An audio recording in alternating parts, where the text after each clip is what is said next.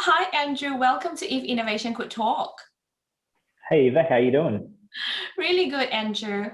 Now, Andrew, you have got a really diverse background, so I want to explore that a little bit more because you started in property development and then you co-founded Cycliq, which is a sports technology company where your high definition cameras and light accessories actually have been sold in over 50 countries. And you even wrote a book called Kickstarter Success, which is about crowdfunding. So, what does innovation mean to you? That's a pretty broad question, and I guess when I apply it to the different things that I'm doing, I just look at what is the status quo and can we do something better? And I think there's always opportunities to do better. And a good example is when we invented the camera and light product. What we did was simply bring two existing technologies together in a succinct package that delivered a better outcome for cyclists. So I think looking around at what's available and bringing it together into something new is a good way of doing it. That's wonderful. Now, coming to your current project, you're quite entrepreneurial in that sense. It seems to bring together all your experiences in a meaningful way, and you're working in disability housing at the moment. Tell us about this project. Yeah, sure. So it's basically delivering housing for people with severe disabilities. At the moment, many people with those disabilities don't live in very nice accommodation. They're often living in high care facilities or aged care facilities, sometimes hospitals, which doesn't give them the opportunity to live the best life that they can live. So what I'm proposing to do is build housing that is specifically designed for them.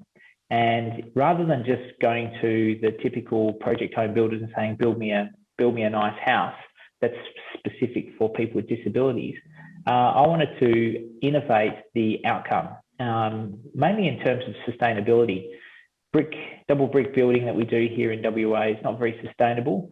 So I'm proposing to build this house using modern methods of construction, such as timber.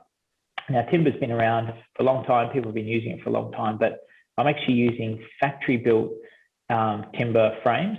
So they build the whole frame, including the windows, all in a factory. They flat pack it, send it to site, and you can basically get the house to lock up within like a week or so. This way you can compress your building time frame, and it gives you more ability to bring on more houses faster. But at the end of the day, each home is more sustainable because it's got a much higher thermal rating. So I'm trying to innovate the building outcome. Now, normally people want double brick houses in Perth, but I'm trying to break that mold and be more innovative about it. I can see why this innovation is actually important in the housing project and the sustainability impact as well. Now, it does take the market to change its mindset and accept, the materials that you're using. How do you think that's going to go with the market? Well, the good thing is that we're not selling this project. We're actually going to keep it. That way we don't have to worry about who's buying it and whether they care, whether it's brick or whatever. So the good thing is we can deliver what we want, which is a sustainable home. We're hoping to make it carbon neutral as well. So not only is it cheaper for the people to live there because it's got better thermal mass and it's more comfortable to live throughout winter and summer, but if it's got zero carbon emissions, it's actually showing the property world that you can still build fantastic homes at a cheaper price and you can build them quicker and deliver fantastic sustainability outcomes. So I really don't have any idea why people don't want to build out of these materials. So because they're not doing it, I want to innovate and I'm going to show it off to everyone. So hopefully it inspires other people to do the same. That is why you're entrepreneurial. So I can't let you go without leaving a piece of advice with our audience. There will be a lot of people out there who are wanting to become an entrepreneur. What would you say to them? I'd just say go for it. I look at my history, my journey, should I say, from being in the property industry for like 20 years and then moving across into tech and sustainability.